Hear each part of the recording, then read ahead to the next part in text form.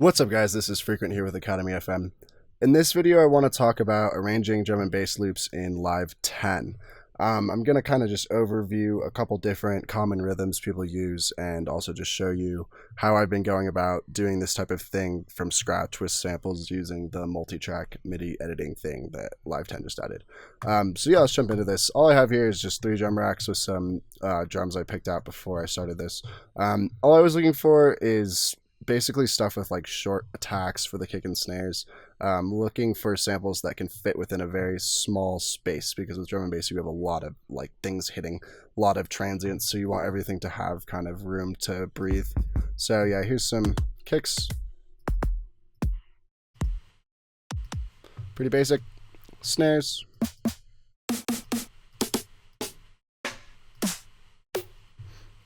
Same deal, and then I grabbed a bunch of hats and stuff. A couple sustained ones, but a lot of like these clicky little ones too. So anyways, let's jump into this. Let's start. Yeah, all right, so just grab some MIDI here. Just make the color good. It's a good color. And then yeah, let's enable our little headphone cue here and find a kick we like. I'm gonna turn up the velocity just a bit on this.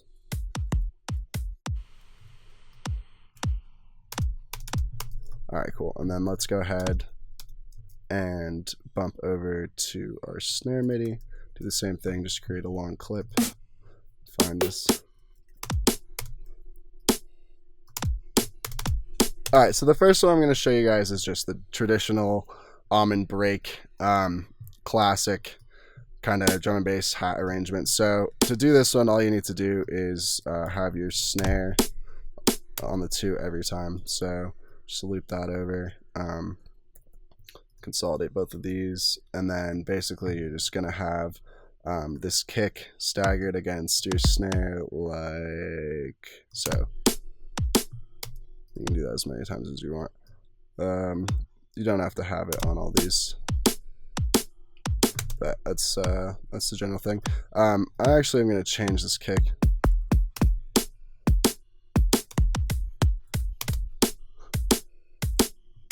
I like that first kick, but then that little tail gets annoying, so let's try making a different kick after the first one. This is why I love doing this in drum rack. Alright, let's loop it. Oops. Loop this.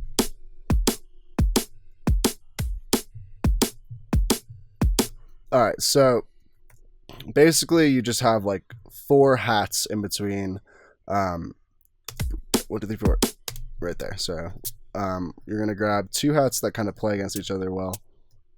Like, I don't know, that might work. And then you kind of just do it twice. It's too slow, so we'd want it twice as fast as that. That sounds good though. You can do that too, but for the sake of the traditional one.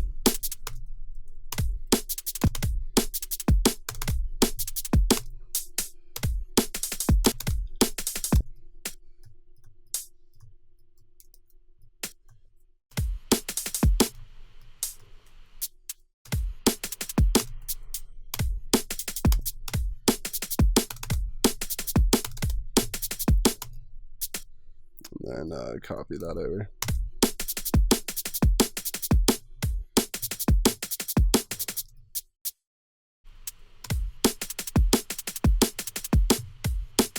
You can layer some shit. Yeah, like that. Grab these, paste them over. Then have something just kind of droning in the background. Like so. Maybe have these have some velocity variation, so I'm going to just hold command or control and drag down on these. Give them all some different velocity.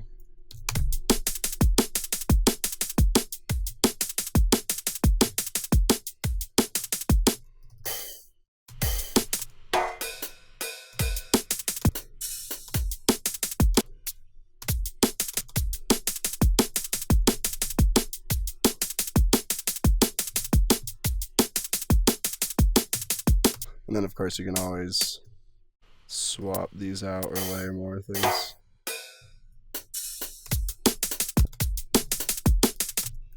Sounds good.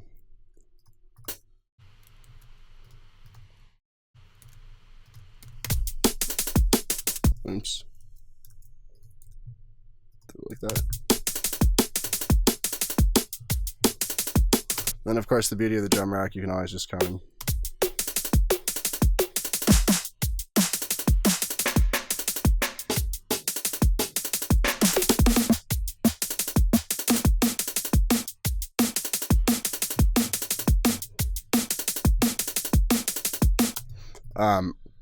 and I also typically like to sidechain my perks a little bit with like really fast release time. We'll just go directly from the kick and snare for this example. Usually I'd set up a trigger, but for the sake of this,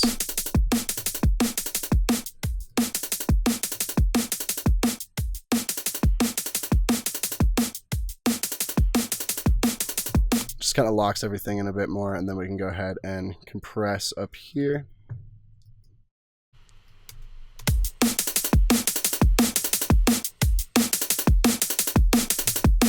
All right, so now let's go ahead and do some different kind of patterns here. There's always the like jump up one, so you can do this in like triplets. So let's switch to triplet grid.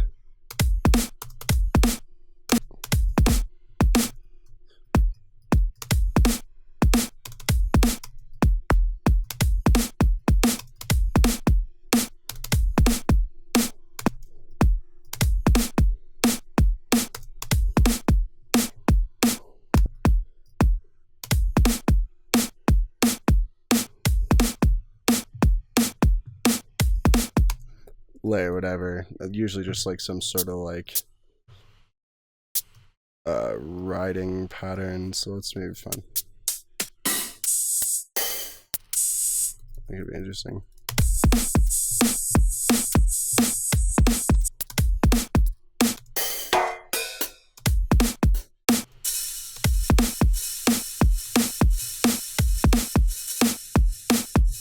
You can hear that sidechain really makes that work. And then let's turn down the velocity a bit. Go to triplet grid.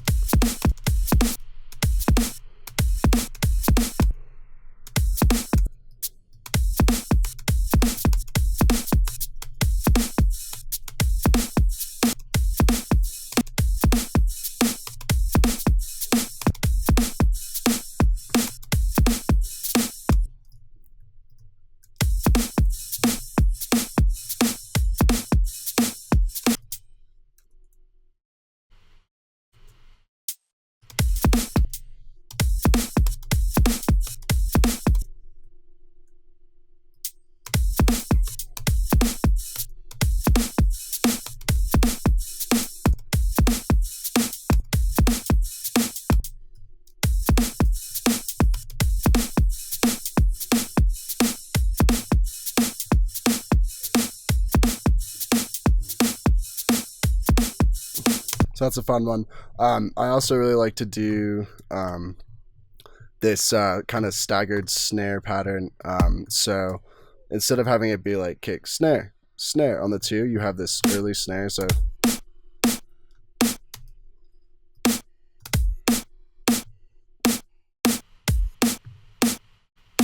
that might not be the right, I think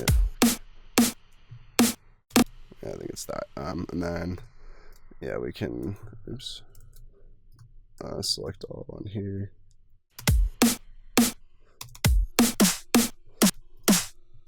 Go to the kicks. I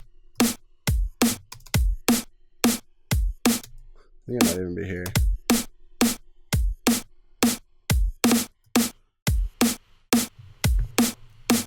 Let's try a different snare for this one.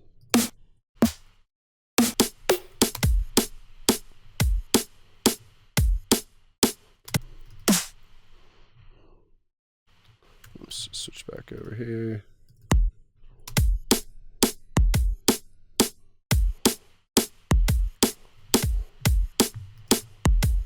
Yeah, and then again, like any get this out of triplets.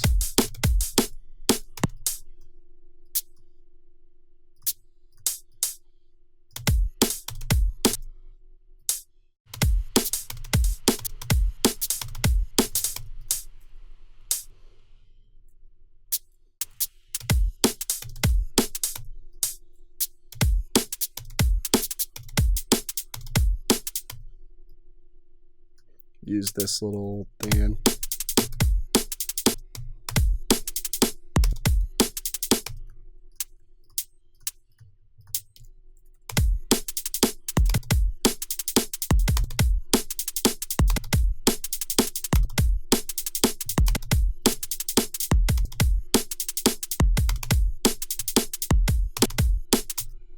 Copy that over.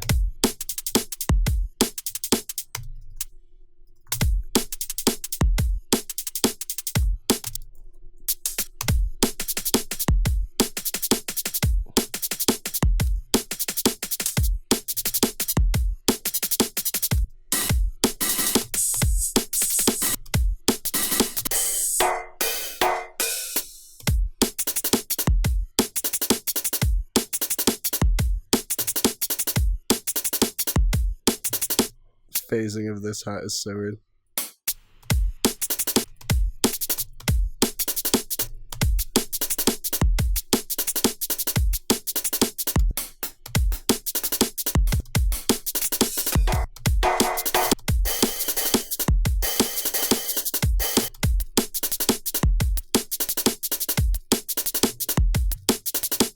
Yep, so that's a few rhythms for you guys.